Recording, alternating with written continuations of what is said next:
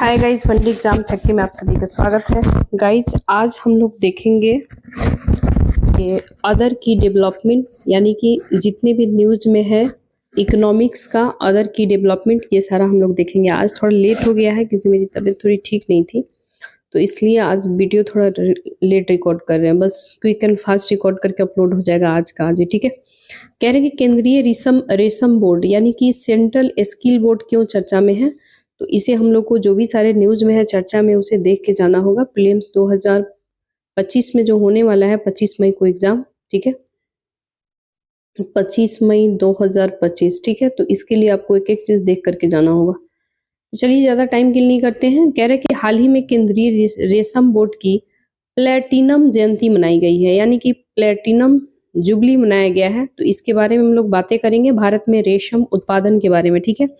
भारत विश्व का दूसरा सबसे बड़ा रेशम उत्पादक है। तो फर्स्ट नंबर पे कौन है, तो चाइना है, ठीक है।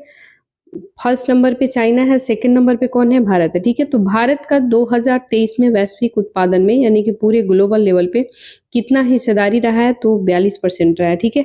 कर्नाटक ने कुल रेशम प्रोडक्शन के मामले में 32% योगदान दिया है, यानी कि वर्ल्ड लेवल पे हम लोग सेकंड नंबर पे आते हैं, चाइना नंबर 1 है। अगर वैश्विक उत्पादन की बात करें पूरे वर्ल्ड लेवल के बारे में, यानी 2023 के डाटा के अकॉर्डिंग, तो हम लोग 42% हिस्सा इसमें भागीदार हैं, ठीक है। कर्नाटक अकेले जो है, अगर इंडिया लेवल पे हम लोग देखें तो कर्नाटक ने कुल रेशम प्रोडक्शन में 32% का योगदान दिया है। इसके बाद आंध्र प्रदेश का स्थान आता है, ठीक है। इसके बाद उत्पादित रेशम की हम लोग बात करें तो हमारे यहाँ सभी प्रकार के भारत में सभी प्रकार के रेशम भारत में मिलते हैं, जैसे कि शहतूत रेशम, एरी रेशम, तसर रेशम, मूंगा रेशम। मूंगा रेशम जो है ये सबसे ज्यादा आपको असम में मिलेगा, ठीक है। नेक्स्ट है केंद्रीय रेशम बोर्ड, ठीक है।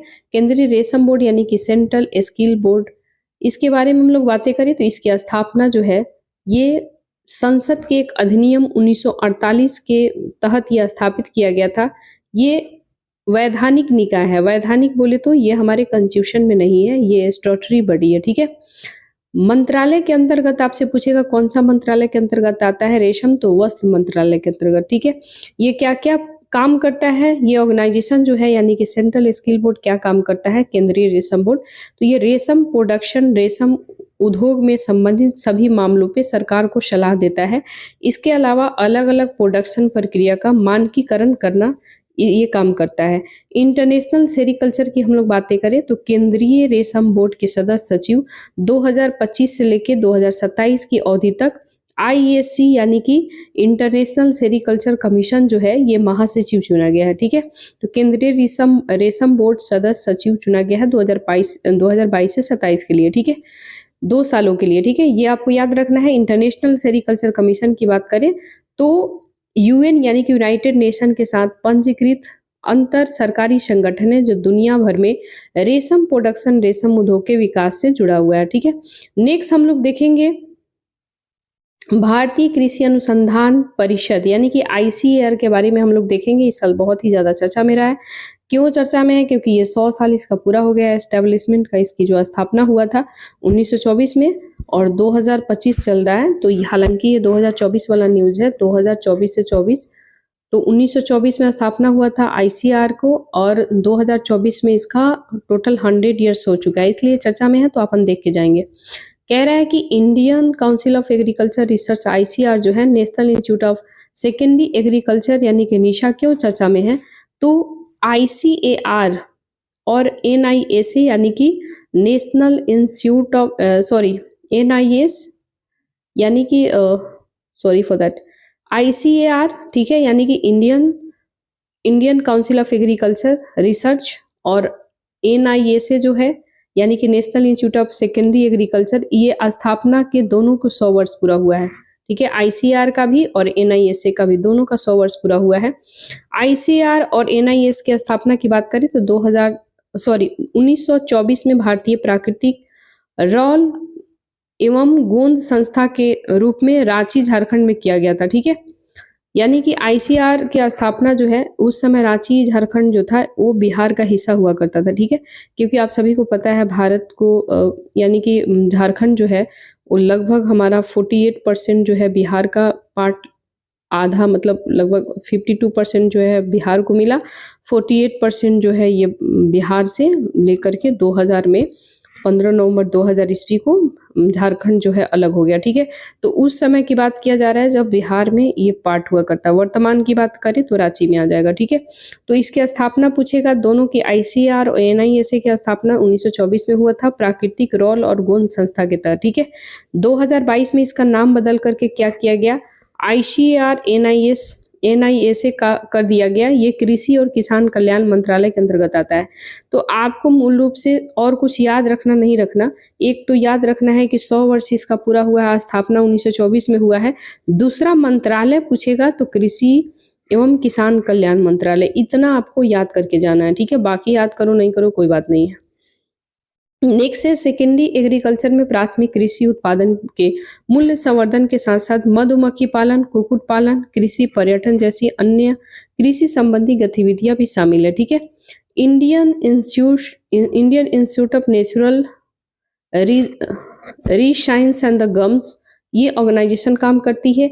ये सभी पद्धति प्रक्रिया व्यक्त करती है जो कि कृषि अवशेषों और उत्पादों को फार्मास्यूटिकल, औद्योगिक औषधि और निर्देशित खाद्य उपयोगों के लिए उच्च मूल्य वाली मदों में परिवर्तित करती है, ठीक है। जैसे कि हम बात करें अनाज में विटामिन, चावल की भूसी से तेल निकालना, ठीक है। इसके अलावा गन्ने से गुड़ बनाना, इसके अलावा जैम अचार बनाना, ठीक है। ये कुटीर उद्योग वगैरह ये सारा इसके तहत वर्क होता है, ठीक है। भारतीय कृषि आईसीआर की हम लोग बातें करें तो आईसीआर जो है ये पूरे देश में बागवानी, मत्स्य पालन, पशु विज्ञान सहित कृषि क्षेत्रों में अनुसंधान शिक्षा के समन्वय, मार्गदर्शन, प्रबंधन के लिए सर्वोच्च एक निकाय है। स्थापना इसकी 16 जुलाई 1929 को सोसाइटी पंजीकरण अधिनियम 1860 के तहत पंजीकृत सोसाइटी के रूप में किया गया था, ठीक है। तो एक तो आईसीआर आप लोग जैसे कि यहाँ पे देखे हैं ये 1924 है और इसका 100 वर्ष पूरा हुआ है, ठीक है। यहाँ पे आप देख सकते हैं भारतीय कृषि अनुसंधान परिषद, ICR, national institute of secondary agriculture, ये दोनों का स्थापना एक कंबाइन था, तब इसका 1924 में एस्टेब्लिशमेंट हुआ था। अभी वर्तमान में हम लोग बातें करें तो आईसीआर जो है केवल अगर इसको हम लोग अलग करें, सेपरेटाइजेशन करें, तो आईसीआर को आप देखोगे तो 16 जुलाई 1929 को सोसाइटी पंजीकरण अधिनियम 1860 के तहत इसे एक एस्टैब्लिशमेंट किया गया था, ठीक है। इस संस्था को पहले imperial council of agriculture research के रूप में जाना जाता था, ठीक है। कृषि पर रॉयल आयोग रिपोर्ट कब आया था, 1928 में सौंपा गया था। ये रॉयल कमीशन के तहत कृषि पर रॉयल आयोग आया था, ठीक है। वर्तमान स्थिति केंद्रीय कृषि मंत्रालय के कृषि अनुसंधान और शिक्षा विभाग के अंतर्गत स्वायत्त संगठन है, स्टैट्यूटरी बॉडी है, इसका मुख्यालय नई दिल्ली में है, ठीक है। नेक्स्ट हम लोग देखेंगे, कह रहे हैं कि श्रम और रोजगार, लेबर एंड एम्प्लॉयमेंट क्यों चर्चा में है, यानी कि आवधिक श्रम बल सर्वेक्षण, पीरियोडिक लेबर फोर्स सर्वे क्यों चर्चा में है। तो हाल ही में आवधिक श्रम बल सर्वेक्षण जो है इसके अनुसार कैलेंडर वर्ष 2023 में भारत में बेरोजगारी दर जो है 3.1% था, जो 2023 में 5.1% वैश्विक बेरोजगारी दर से कम था, ठीक है। इसलिए चर्चा में है। नेक्स्ट आप ये देख सकते हैं बेरोजगारी दर, ठीक है, यानी कि 2017-18 में जो था कैसे इतना ज़्यादा था, फिर 2018 में जो है थोड़ा कम हुआ, फिर 2019 में थोड़ा कम, 2020 में और इसका ग्राफ नीचे आ रहा है, यानी 24 तक आते आते थोड़ी कम हुआ है, ठीक है। तो आप यहाँ पे सारा डेटा आप देख सकते हैं। कह रहे कि 2022-23 में हम लोग डेटा की बात करें तो ग्रामीण जो है इसमें 16.8% ग्रामीण लोग इसमें है, यानी कि ट्रेड्स रुझान में इसमें वृद्धि हुआ है। 2023-24 में बात करें तो 63.7% वृद्धि हुआ है एलएफपीआर में, ठीक है। नेक्स्ट है शहरी में बात करें यानी कि अर्बन एरिया में तो 50.4% और 23-24 में 52.0% वृद्धि हुआ है। पुरुष में बात करें 78.5%, 2023-24 में बात करें 78.8% वृद्धि हुआ है। महिला में 37.0%, जबकि पुरुषों में महिला में जबकि हम 2023-24 की बात करें तो 41.7% है। कुल WPR की हम लोग बातें करें तो 56.0% और 23-24 में जो है ये 58.2% वृद्धि हुआ है। UR की बात करें, ठीक है, यानी कि यूनिवर्सल लेबर की बात करें, UR है ना,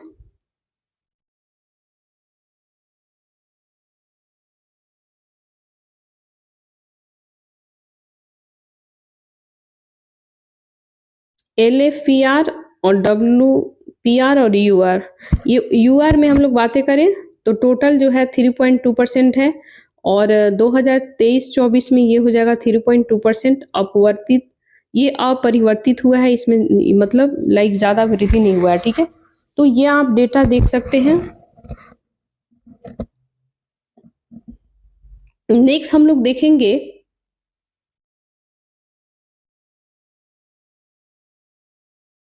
यूआर मतलब होता है एक मिनट कहाँ चला गया रिकॉर्डिंग, अनएम्प्लॉयमेंट रेशियो, ठीक है। यूआर यहाँ पे अनएम्प्लॉयमेंट रेशियो हो जाएगा, ठीक है। इसमें 3.2% 2000 ये डेटा है 2022-23 का, और जबकि ये हो जाएगा 3.2% जो है 2022-23 और 23-24 में देखेंगे तो 3.2% है। ये इसमें वृद्धि नहीं हुआ है, अपरिवर्तित रहा है, ठीक है। तो यहाँ आप लोग ध्यान देंगे। नेक्स्ट हम लोग देखेंगे अवधि श्रम बल सर्वेक्षण PLF के बारे में। तो राष्ट्रीय प्रतिदर्शक सर्वेक्षण संगठन NSSO ने अप्रैल 2017 में आवधिक श्रम बल सर्वेक्षण आरंभ किया गया था। PLFs में प्रयुक्त संकेतक क्या क्या हो सकते हैं, यानी कि इसके इंडिकेटर्स क्या हो सकते हैं। श्रमिक जनसंख्या अनुपात, ठीक है, यानी कि ये श्रमिक जनसंख्या रेशियो जो है ये कुल जनसंख्या में रोजगार प्राप्त व्यक्तियों का प्रतिशत होता है। श्रम बल भागीदारी की बात करें तो ये कुल आबादी में श्रम बल में शामिल व्यक्तियों का प्रतिशत होता है, और ये कार्यरत या फिर काम की तलाश में लोगों को या काम करने के लिए उपलब्ध लोग को इसमें शामिल होते हैं। बेरोजगारी दर यानी कि यूआर की हम लोग बातें करें, देखिए यहाँ पे भी यूआर मेंशन है, मतलब कि बेरोजगारी की बात करें तो अनएम्प्लॉयमेंट रेशियो, ठीक है, यहाँ पे ऑलरेडी है अनएम्प्लॉयमेंट रेशियो आप देख सकते हैं, यानी कि अनएम्प्लॉयमेंट रेशियो की बात करें जो लोग बेरोजगार हैं तो इनकी 3.2 है, 2022-23 से 23-24 में 3.2% है। ये अब परिवर्तित रहा है, न बढ़ा है न घटा है, उतना ही रहा है, ठीक है। नेक्स्ट हम लोग देखेंगे, कह रहा है कि यूआर में यानी कि अनएम्प्लॉयमेंट रेशियो में श्रम बल में शामिल कुछ लोगों में बेरोजगार व्यक्ति के प्रतिशत के रूप में परिभाषित किया जाता है। कार्यकलाप की स्थिति की बात करें, एक्टिविटी स्टेटस, ये जो है ये निर्दिष्ट संदर्भ अवधि के दौरान व्यक्ति के द्वारा की गई कार्य गतिविधियों के आधार पर निर्धारित की जाती है। सामान्य स्थिति की बात करें, यूजुअल स्टेटस की बात करें तो कार्य गतिविधि का निर्धारण सर्वेक्षण की तारीख से ठीक पहले 365 दिनों के संदर्भ अवधि के आधार पर किया जाता है। वर्तमान साप्ताहिक स्थिति की बात करें तो कार्य गतिविधि का निर्धारण सर्वेक्षण की तारीख से ठीक पहले 7 दिनों के संदर्भ में अवधि के आधार पर किया जाता है। इससे जुड़े संबंधित न्यूज़ में क्या क्या था, तो विश्व बैंक रिपोर्ट, यानी कि ये जो है South Asia development update job for the resilience report publish करता है। कौन करता है? वर्ल्ड बैंक करता है। भारत में महिलाओं के औसत में कम रोजगार अनुपात को रेखांकित किया गया, यानी कि महिलाओं जो है काफ़ी कम इनको रोजगार मिला है। देखो इसके लिए बहुत सारे रीजन्स है, various reason to unemployment in India to women, regarding the women. Because of that आप सभी को पता है कोविड-19 जब आया तो बहुत सारे वीमेन्स जो हैं उनकी जॉब चली गई है ना। बहुत सारी महिलाएं हैं जो शादी हो चुकी हैं, शादी होने के बावजूद भी उनकी फैमिली अलाउ नहीं करती, बहुत सारे वेरियस रीजन है। वैसे भी आप देखते हैं महिलाओं को जल्दी नौकरियां पहले की अपेक्षा तो बहुत बड़ा है, लेकिन इधर 2022-23 के अकॉर्डिंग अगर हम लोग डेटा उठाएं तो कुल मिला के यही रीज़न अक्सर हम लोग पढ़ते हैं कि कोविड-19 जो है बहुत ही ज़्यादा इफेक्टिव मतलब इफेक्ट किया है वीमेंस एम्प्लॉयमेंट पे, ठीक है, क्योंकि बहुत सारे कंपनियां जो है एक तो इसमें बहुत सारे रीजन्स आते हैं, लाइक बोले तो बहुत सारे वीमेंस को जल्दी नौकरी नहीं मिलती है, जल्दी मिलती भी है काफ़ी हैरेसमेंट होता है, बहुत सारी चीज़ें मतलब आती हैं। इसके अलावा हम लोग बातें करें तो कोविड के कारण बहुत सारे वीमेंस की नौकरी चली गई, बहुत किसी का शादी हो चुका, एंड आप ये भी देख सकते हैं शादी होने के बाद किसी की फैमिली अलाउ नहीं करता है। हाँ, गवर्नमेंट जॉब है वो अलग मैटर है, मतलब ओवरऑल सारे मिला करके देखा जाता है, प्राइवेट ऑर्गेनाइजेशन इंस्टीट्यूशन वगैरह, है ना, कि भागीदारी कितनी है आपको प्राइवेट ऑर्गेनाइजेशन वगैरह में, है ना। तो कहने का मतलब है कि आप देख सकते हैं कि बहुत सारे ऐसे महिलाएं हैं जो काम करना चाहती हैं लेकिन उनकी फैमिली अलाउ नहीं करते हैं, या फिर वो काम करना चाहती हैं, ऑनेस्ट है अपने वर्क के प्रति, लेकिन उनके ऑनर्स जो होते हैं, जो कंपनी के ऑनर्स काफ़ी हैरेस करते हैं, बहुत सारे वीमेंस नहीं जा पाती हैं, हाई स्किल होने के बावजूद भी नहीं जाती हैं। बहुत कोई तो हाँ अपना अपने लिए लड़ती हैं, झगड़ती हैं, देन वो डिसीजन लेती हैं। तो कहने का मतलब है ओवरऑल बहुत सारे इसमें वेरियस रीजन्स हैं, ठीक है। एंड ये भी रीज़न रिसेंटली आप लोग द हिंदू में पढ़े भी होंगे कि अक्सर और हम लोग पॉलिटी गवर्नेंस जब पढ़ रहे थे तो आप पढ़े भी होंगे कि अब तो प्राइवेट ऑर्गेनाइजेशन में भी जो महिला को जब प्रेग्नेंट होती है तो उसको छुट्टी वगैरह लीव नहीं मिलता है, लेकिन गवर्नमेंट ने ये भी कहा है अगर कोई कॉन्ट्रैक्ट बेसिस जॉब अगर करती हैं तो आप ज़रूरी नहीं है कि सिर्फ गवर्नमेंट एम्प्लॉय को ही दे सकते हैं, आप उन लोगों को भी प्रोवाइड करा सकते हैं। यानी सुप्रीम कोर्ट ने रिसेंटली डिसीजन भी दिया, तो आप सभी जान ही रहे हैं। ये सारा जो है ना डेटा आप वहाँ पुट कर सकते हैं। कोई वीमेन एम्पावरमेंट की बात आए तो निगेटिव पॉजिटिव एस्पेक्ट में वहाँ पे आप पुट कर सकते हैं डेटा, या फिर आप वहाँ पे भी कर सकते हैं जैसे कि वीमेंस के लिए कोई ऐसा एसे वगैरह आता है या इंटरव्यू होता है ना।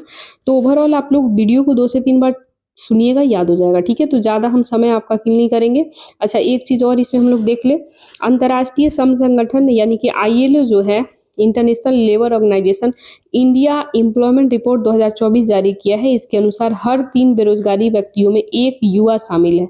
यानी कि हर 3 बेरोजगार व्यक्ति में, यानी कि अनएम्प्लॉयमेंट व्यक्ति में 1 युवा जरूर शामिल है।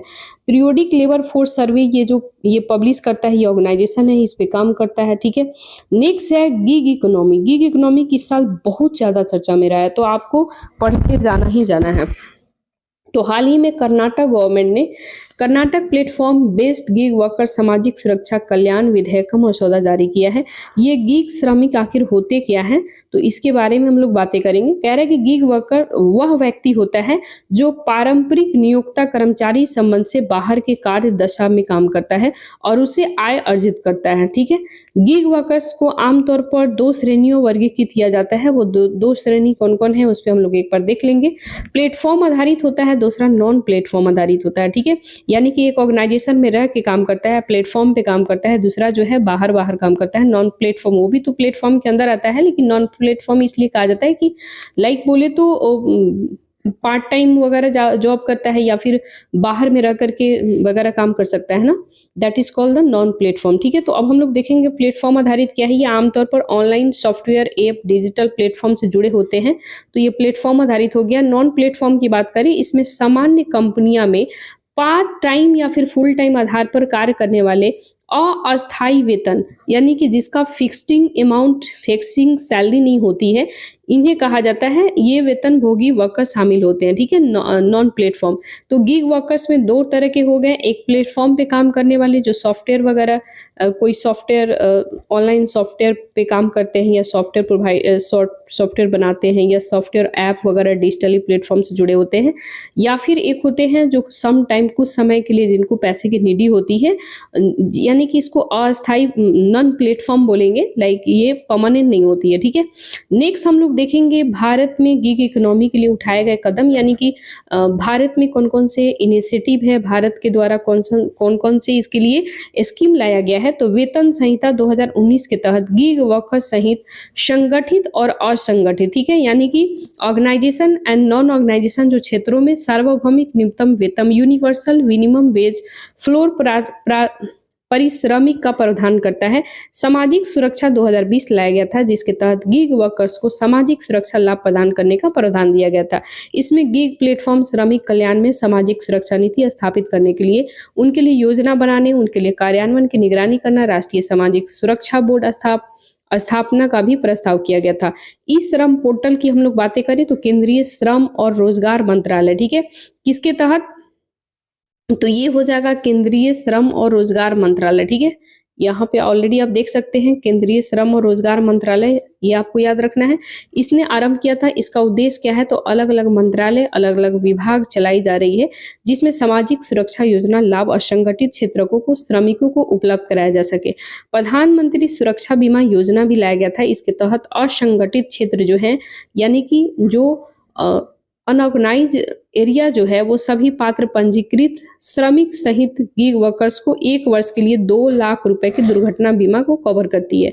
तो भारत में कुल मिला के 3-4 ऐसे इनिशिएटिव लिए गए थे। एक तो वेतन संहिता 2019 लिया गया था, दूसरा सामाजिक सुरक्षा संहिता 2020 लाया गया था, तीसरा जो है राष्ट्रीय सामाजिक सुरक्षा बोर्ड लाया गया था, केंद्रीय श्रम रोजगार मंत्रालय के तहत ये काम करता है, इस श्रम पोर्टल लाया गया था, और इसके बाद हम लोग बातें करें तो प्रधानमंत्री सुरक्षा बीमा योजना, जिसमें एक्सीडेंटल पॉलिसी के तहत कार्य करता है। ठीक है, नेक्स्ट हम लोग देखेंगे जीवन निर्वाह मजदूरी। ठीक है, यानी कि लिविंग वेजेस क्या है। ठीक है, तो हाल ही में यानी कि केंद्र सरकार ने जीवन निर्वाहन मजदूरी यानी कि लिविंग वेज को फ्रेमवर्क तैयार किया है और इसके तहत अंतर्राष्ट्रीय श्रम संगठन ILO से तकनीकी सहायता मांगी है। ठीक है, यानी कि टेक्निकली हेल्प मांगा है भारत गवर्नमेंट ने।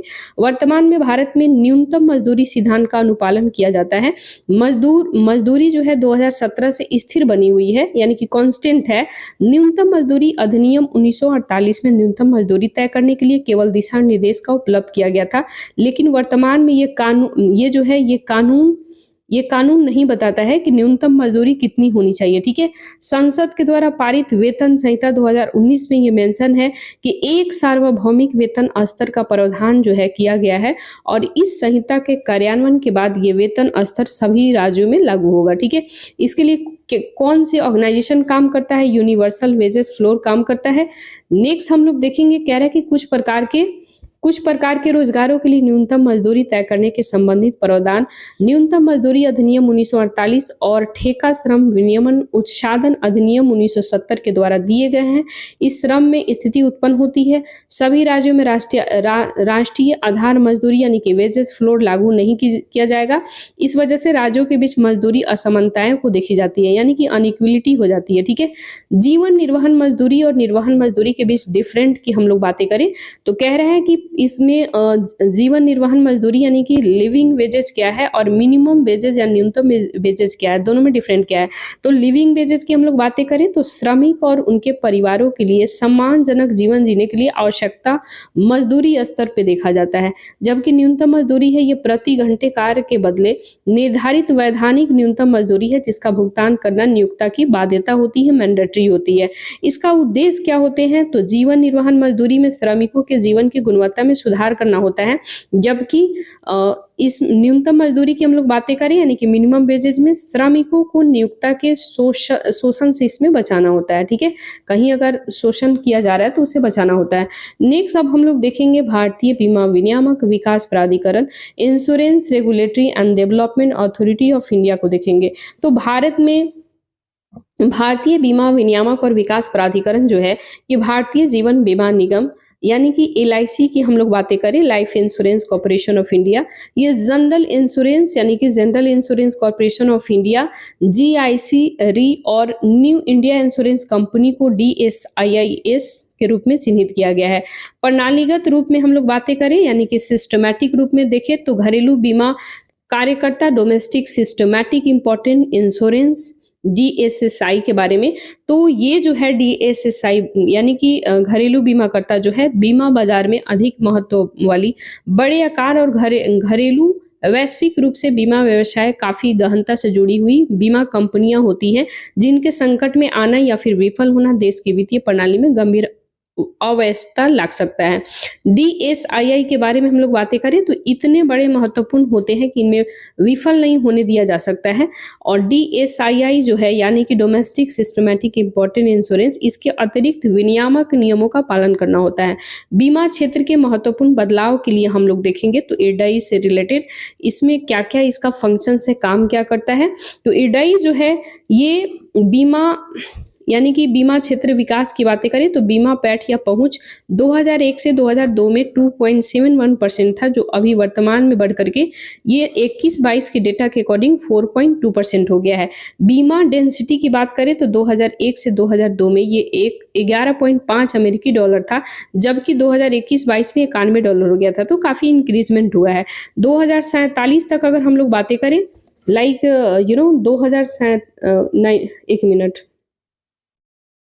2047 तक अगर हम लोग बातें करें तो ये जो है 2047 तक सभी बीमा को सुनिश्चित करने की प्रतिबद्धता जताता है। इसके प्रत्येक नागरिकों के लिए उचित लाइफ हेल्प जैसे कि हेल्थ हो गया, हेल्थ संपत्ति बीमा कवर परिकल्पना इसमें किया गया है। ठीक है, तो ये ओवरऑल आप देख सकते हैं। इसके लिए ऑर्गेनाइजेशन पूछेगा कौन कौन काम करता है, तो टू बिग और too important to fail insurance penetration काम करता है, इंश्योरेंस डेंसिटी, ये तीनों वर्क करता है, ठीक है। नेक्स्ट अब हम लोग देखेंगे भारतीय बीमा विनियामक और विकास प्राधिकरण यानी कि इरडई के बारे में हम लोग बातें करें तो इरडई का मतलब insurance regulatory and development authority, ठीक है, जिसको शॉर्टकट इरडई हम लोग कहते हैं, ठीक है। इसकी उत्पत्ति की बात करें तो ये इसका गठन मल्होत्रा समिति आप लोग देखेंगे ऑलरेडी इकोनॉमिक्स में बहुत बार क्वेश्चन पूछा जा सकता है, चाहे वो यूपीएससी का हो चाहे वो स्टेट पीसीएस हो, बहुत बारी ये मल्होत्रा समिति अक्सर आपसे पूछता है कि किससे रिलेटेड है ना, तो बीमा विनियामन से रिलेटेड है। तो इनके सिफारिश पे ये लाया गया था। अगर इसका एस्टैब्लिशमेंट पूछेगा कि कब ये एस्टैब्लिशमेंट हुआ था तो ये 1999 में हुआ था, ठीक है। ये क्या है, एक स्वायत्त निकाय है। स्वायत्त निकाय बोले तो एक स्टैट्यूटरी बॉडी होता है, ठीक है। इसके बाद में बीमा विनियामक और विकास प्राधिकरण अधिनियम 1999 के तहत 2000 ईस्वी में एक वैधानिक निकाय का दर्जा दिया गया था। वैधानिक बोले तो स्टैट्यूटरी बॉडी। तो इसका उद्देश्य यदि पूछे तो इसका उद्देश्य क्या है, तो बीमा उद्योग का त्वरित व्यवस्थित विकास करना, वास्तविक दावों का शीघ्र निपटान करना, इसके साथ ही प्रभावी शिकायत निवारण नियंत्रण ये सब करना, रेगुलेटिंग करना, ठीक है। मंत्रालय यदि आपसे पूछेगा तो केंद्रीय वित्त मंत्रालय याद रखना है, ठीक है। इरडई जो है 10 सदस्यीय निकाय है, इसके साथ ही एक अध्यक्ष होता है और 5 जो होता है पूर्णकालिक सदस्य होता है, ठीक है। यानी कि 5 जो है वो जब तक इसका टाइमिंग नहीं होता है, लाइक 5 साल तक ये मतलब इनके कार्यकाल होते हैं। 4 अंशकालिक सदस्य होते हैं। अब हम लोग इरडई की भूमिका की बात करें तो इसकी रोल क्या क्या होता है, तो इरडई की रोल की बात करें तो आवेदक को पंजीकरण प्रमाण पत्र जारी करना, इसके साथ ही पंजीकरण का नवीनीकरण करना, संशोधित करना, वापस लेना, निलंबित करना, रद्द करना, ये सारे शामिल है। पॉलिसी धारक के हितों की रक्षा करना यानी उसका प्रोटेक्शन देना, बीमा करवाने वाले मध्यवर्ती या फिर बीमा मध्यवर्तियों के बीच विवादों का एक नया निर्णय लेना, ठीक है। जो भी अगर विवाद हो जाता है, जो बीमा कराते हैं, पॉलिसी इंश्योरेंस वगैरह लेते हैं, उनके बीच अगर ऐसा कोई प्रॉब्लम क्रिएट हो जाता है तो जो भी यानी कि मेडिएटर होता है, जैसे बीमा मध्यवर्तियों के बीच विवादों का न्याय निर्णय करना, ठीक है। पुनर्बीमा व्यवसाय से जुड़े पेशेवर संगठन को बढ़ावा देना, उन्हें विनियमित करना, उन्हें रेगुलेट करना। नेक्स्ट अब हम लोग देखेंगे जो बहुत ही ज्यादा चर्चा में है, कह रहा है कि बी रेडी इंडेक्स यानी कि व्यवसाय नवाचार उद्यमिता यानी कि बिजनेस इनोवेशन एंड एंटरप्रेन्योरशिप की बात करें तो बी रेडी इंडेक्स क्या है, क्यों चर्चा में है, तो हाल ही में विश्व बैंक ने business ready, B for business ready index का पहला संस्करण लॉन्च किया है। बी रेडी जो है ये चरणबद्ध रूप से 3 साल में पूरी तरह से जारी किया जाएगा, 2024 से लेकर 2026 की अवधि तक। वास्तव में इसका रोल जो है यानी कि आउट चरण है। इसके प्रथम संस्करण 50 अर्थव्यवस्थाएं शामिल है, इसमें भारत शामिल नहीं है, ठीक है। तो आपसे पूछे जब बी रेडी इंडेक्स जो है क्या इसमें भारत शामिल है, तो भारत शामिल नहीं है। इसका अवधि टाइम पीरियड पूछे तो 2024 से 26 3 साल का रखा गया है। 2026 तक इसका सूचकांक में विश्व के टोटल 180 देशों को मूल्यांकन शामिल किए जाने की योजना है, जिसमें भारत शामिल नहीं है, आपको याद रखना है। बी रेडी फ्रेमवर्क की हम लोग बातें करें तो ये विश्व बैंक की ease of doing business ranking की जगह जारी किया गया है और 2021 में ease of doing business report data अनियमितताएं पाए जाने वाला और नैतिकता से जुड़ी चिंताओं के कारण जारी करना बंद कर दिया गया था। भारत जो है उद्योग संवर्धन आंतरिक व्यापार विभाग व्यवसाय सुधार कार्य योजना रैंकिंग 2024 में बी रेडी इंडेक्स में कुछ संकेतिक शामिल होगा, ठीक है।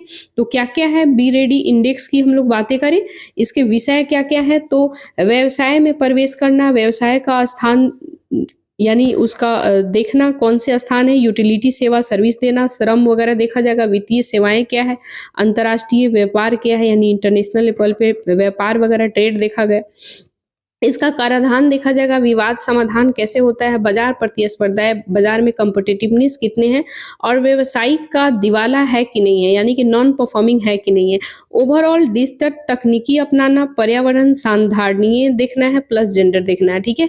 बी रेडी के स्तंभ यानी कि पिलर्स की हम लोग बातें करें तो कितने पिलर्स है, तो इसमें टोटल 3 पिलर है।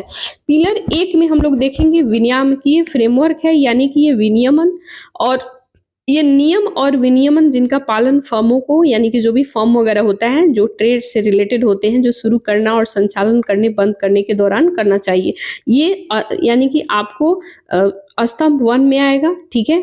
इसके अलावा हम लोग देखेंगे यानी कि पिलर्स 1 में आ जाएगा। पिलर्स 2 की बात करें तो इसमें सार्वजनिक सेवा की बात किया जाएगा, जिसमें विनियामकीय अनुपालन का समर्थन करने के लिए सुविधा और व्यावसायिक गतिविधि को बढ़ावा देना, उचित संस्थान और संरचना करना। इसके बाद पिलर हम लोग 3 में देखेंगे तो पिलर 3 में संचालन दस्ता है, ठीक है। विनियामक करना, नियम के अनुपालन में आसानी बनाना, फर्मों से सीधे संबंधित सार्वजनिक सेवा का प्रभावी उपयोग होना, ठीक है।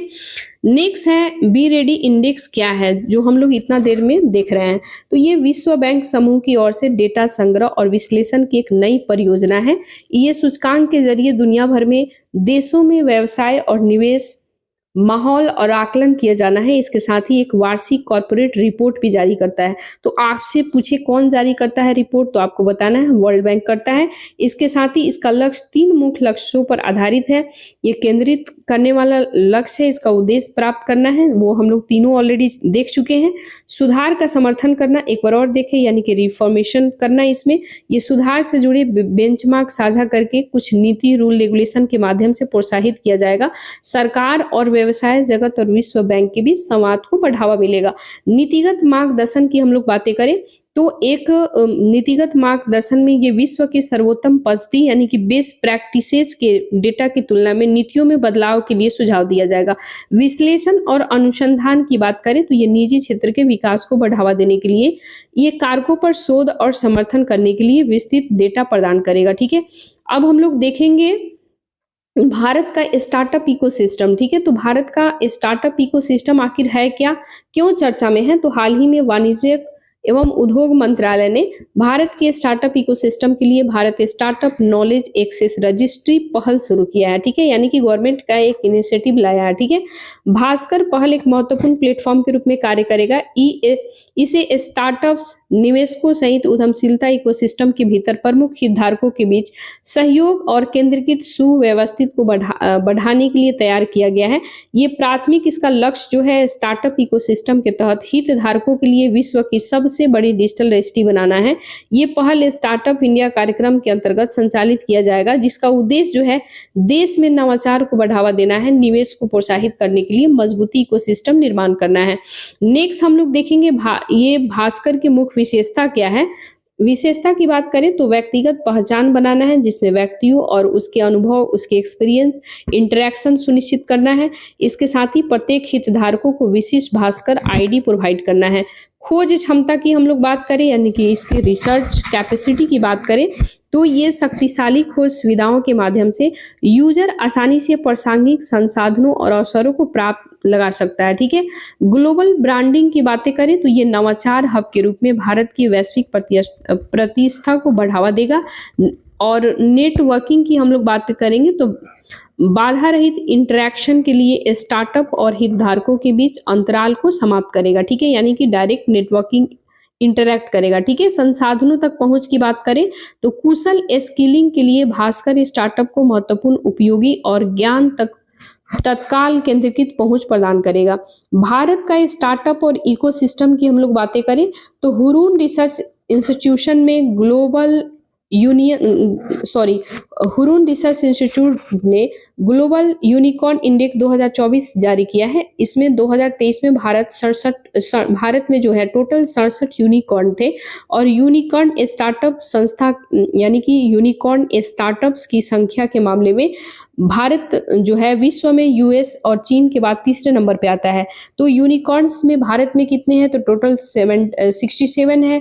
लेकिन आपसे पूछे नंबर 1 कौन है तो यूएस है, यानी कि यूएसए है।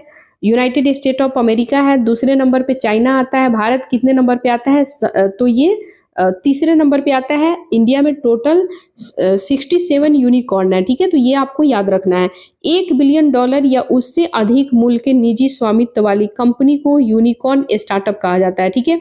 यानी कि $1 बिलियन होना चाहिए। लाइक बोले तो लगभग $1 करोड़ अगर यदि आपके पास है, क्योंकि 1 मिलियन बराबर 10 लाख होता है, 1 बिलियन बराबर 1 करोड़ होता है, तो यहाँ डॉलर आपको ऐड करना है।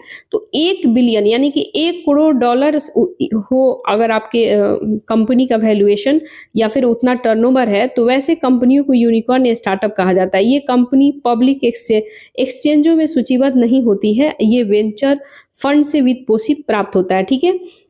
इसके अलावा हम लोग देखेंगे गजेल्स स्टार्टअप, ये ऐसे स्टार्टअप होते हैं जो 3 साल के भीतर यूनिकॉर्न बन सकते हैं, ठीक है? इसके लिए कौन-सा ऑर्गेनाइजेशन काम करता है? तो Bhaskar initiative for the India startup ecosystem काम करता है, ठीक है? नेक्स्ट हम लोग देखेंगे चीता स्टार्टअप, ये स्टार्टअप इनमें 5 वर्षों के भीतर यूनिकॉर्न बनने की क्षमता होती है, ठीक है? वाणिज्यिक उद्योग मंत्रालय के अंतर्गत उद्योग संवर्धन आंतरिक व्यापार विभाग डीपीआईआईटी जो है, ये व्यवसायों और स्टार्टअप के रूप में मान्यता देता है। स्टार्टअप को मान्यता देने के लिए पात्रता मानदंड की हम लोग बातें करें तो इसकी अगर अवधि की बात करें, टाइम पीरियड की बात करें, तो किसी व्यवसाय को उसके निगमन की तारीख से 10 वर्ष की अवधि तक स्टार्टअप माना जाएगा। इसके स्वरूप की बात करें, इसके स्ट्रक्चर की बात करें तो स्टार्टअप को प्राइवेट लिमिटेड कंपनी या लिमिटेड लायबिलिटी पार्टनरशिप के रूप में पंजीकृत होना चाहिए, ठीक है? वार्षिक टर्नओवर कितना होना चाहिए? तो पिछले किसी भी वित्तीय वर्ष में 100 करोड़ से अधिक का टर्नओवर नहीं होना चाहिए, यानी कि लगभग 1 अरब से ज़्यादा आपका टर्नओवर नहीं होना चाहिए, ठीक है? नेक्स्ट हम लोग देखेंगे, कह रहे हैं कि स्टार्टअप के लिए फंडिंग के स्रोत क्या-क्या हो सकते हैं? तो venture capital, private equity, angel fund, नवीन और उभरते स्टार्टअप में निवेश कर सकते हैं। वेंचर कैपिटल फंड जो होता है, एंजल फंड सहित वैकल्पिक निवेश कोष माना जाता है। एआईएफ की बातें करें, यानी कि वैकल्पिक निवेश कोष जो है स्टार्टअप और कंपनियों के लिए निवेश के लिए निजी फंड जुटाते हैं और 3 वर्गों में वर्गीकृत किया जाता है। श्रेणी 1 में हम लोग बातें करें तो इसमें venture capital fund, angel fund सहित social venture fund, infrastructure fund वगैरह आता है। श्रेणी 2 में बातें करें तो इसमें वे फंड शामिल होते हैं जो श्रेणी 1 और श्रेणी 3 में नहीं आते हैं, ठीक है? यानी 1 और 3 में नहीं आते हैं, जो कि उधारी लेने और कार्य शामिल नहीं है। इसमें डेब्ट्स फंड आदि शामिल होता है। श्रेणी डेब्ट्स का मतलब होता है उधारी वगैरह, ठीक है? श्रेणी 3 की बात करें तो इसमें विविध जटिल व्यापारिक रणनीतियों का उपयोग करना शामिल होता है। इसमें उधारी को निवेश के रूप में इस्तेमाल करने के लिए अनुमति होती है और इस श्रेणी में फंड आदि शामिल किया जाता है। वेंचर कैपिटलिस्ट की बात करें तो वे संस्थान निवेशक से जुड़े फंड प्रबंधन करते हैं, मैनेजमेंट करते हैं, बड़ी मात्रा में इन्वेस्टमेंट करते हैं। इसके अलावा ये ऐसे स्टार्टअप निवेश करते हैं जिनके बाजार में पहले से ही अच्छी पैठ हो, जिनकी पहले से ही अच्छी पकड़ हो, जिनके पास एक मान्य बिजनेस मॉडल हो और वे व्यापक तौर पर व्यवसाय करने के लिए तैयार हो। एंजल निवेशक आमतौर पर व्यक्तिगत फंड की लघु मात्रा को शुरुआती चरण में ऐसे स्टार्टअप निवेश करते हैं जो व्यवसाय आरंभ करने की प्रक्रिया होती है, ठीक है? नेक्स्ट हम लोग देखेंगे स्टार्टअप के लिए की गई पहल, यानी कि गवर्नमेंट के द्वारा कौन-कौन सा स्टेप लिया गया है, इनिशिएटिव लिया गया है, कौन-कौन से स्कीम चलाया गया है। तो डीपीआईआईटी द्वारा स्टार्टअप इंडिया का मार्ग में, यानी कि मार्ग का मतलब होता है mentorship advisory assistant resistance development portal, ठीक है? ये स्टार्टअप्स के लिए फंड ऑफ फंड योजना है। उद्योग संवर्धन आंतरिक व्यापार विभाग ने स्टार्टअप इंडिया का पहल शुरू किया। इस पहल का उद्देश्य है नवाचार को बढ़ावा देना, इनोवेशन को बढ़ावा देना, प्रोत्साहित करना, मजबूत इकोसिस्टम निर्माण करना। भारत सरकार के विज्ञान एवं विज्ञान प्रौद्योगिकी मंत्रालय ने स्टार्टअप अनुदान निधि कार्यक्रम शुरू किया है। उत्पादन नवाचार विकास समृद्धि के लिए ministry of electronic and information technology का स्टार्टअप एक्सेलरेटर समृद्ध, यानी कि समृद्ध, ये राष्ट्रीय सॉफ्टवेयर उत्पादन नीति 2019 के तहत स्टार्टअप एक्सेलरेशन के लिए इलेक्ट्रॉनिक और सूचना प्रौद्योगिकी मंत्रालय का प्रमुख कार्यक्रम है। इसके अलावा अल्टरनेटिव इन्वेस्टमेंट फंड, ये ऑर्गेनाइजेशन काम करती है, ठीक है? इसका उद्देश्य संभावित आईटी आधारित स्टार्टअप का चयन करना, उनको आगे बढ़ाना, मौजूदा आगामी एक्सेलरेशन को समर्थन प्रदान करना। प्रधानमंत्री मुद्रा योजना की बातें करें तो इसके तहत वाणिज्यिक बैंक, गैर वाणिज्यिक वित्तीय कंपनी के आदि के माध्यम से गैर कॉर्पोरेट और गैर कृषि क्षेत्र से लघु सूक्ष्म उद्यमों को 20 लाख रुपए तक का ऋण उपलब्ध कराया जाता है। नेक्स्ट है एंजल टैक्स, ठीक है? तो एंजल टैक्स की बातें करें तो बजट 2024-25 में सरकार ने सभी वर्गों के निवेशकों के लिए एंजल टैक्स समाप्त करने की घोषणा किया है। ऐसा उद्यमशीलता के लिए अनुकूल परिवेश को बढ़ावा देने, नवाचार का समर्थन करने के लिए किया गया है। एंजल टैक्स की बातें करें तो एंजल टैक्स गैर सूचीबद्ध कंपनियां, स्टार्टअप जुटाई गई अतिरिक्त राशि पर लगाया जाने वाला आयकर होता है, इनकम टैक्स होता है। ये एक टैक्स होता है। इसके तहत स्टार्टअप उचित बाजार मूल्य फेयर मार्केट वैल्यू उसके तहत इसके द्वारा इससे अधिक जुटाई गई राशि को आय माना जाता है। इसके अतिरिक्त आय पर एंजल टैक्स लगाया जाता है। इसका उद्देश्य क्या है? तो ये मनी लॉन्ड्रिंग और कर चोरी इस पे टैक्स को चोरी करने से अंकुश लगाना, उस पे रोक लगाना, ये 2012 में शुरू किया गया था। कानूनी प्रावधान की बात करें तो हमारे यहाँ आयकर अधिनियम 1961 के तहत धारा 56(2) विप के तहत लगाया जाता है। ठीक है। कवरेज की बातें करें तो पहले ये केवल स्थानीय निवेशकों पर लागू होता था, लेकिन अब बजट 2023-24 में इसका विस्तार करते हुए विदेशी निवेशक कुछ अपवादों के साथ को भी इसके दायरे में लाया जाता है। इसका इफेक्ट क्या क्या हो सकता है? तो इफेक्ट की हम लोग बातें करें तो एंजल टैक्स समाप्त होने से स्टार्टअप रिवर्स फ्लिपिंग को बढ़ावा मिलेगा। रिवर्स फ्लिपिंग इसमें भारतीय कंपनियां शामिल है जो शुरू में विदेशों में स्थापित हुई थी, लेकिन बाद में ये रणनीतिक रूप से उन कंपनियों और अपने कानूनी मुख्यालय को वापस भारत में स्थानांतरित कर लिया जाता है, जैसे कि फोन पे, ग्रो हो गया, ये सारा हो गया। ठीक है। नेक्स्ट है, कह रहे हैं कि पेटेंट संशोधन। ठीक है। तो पेटेंट संशोधन अगले क्लास में हम लोग देखेंगे। आज 40 मिनट का ही हम रिकॉर्ड कर रहे हैं वीडियो। ठीक है। कल लास्ट पार्ट रहेगा, इसके बाद कल 1-1.5 घंटा का वीडियो रिकॉर्ड होगा। इसमें पूरा 2 घंटा का अप्रॉक्स जाएगा वीडियो और फाइनल कर देंगे हम लोग। ठीक है। तो ज़्यादा समय हम किल नहीं करेंगे, आप लोग मन लगा के पढ़ते रहिए। फिर मिलते हैं कल नेक्स्ट वीडियो में। जब तक के लिए जय हिंद, जय Bharat guys. Good night, bye bye, take care of you.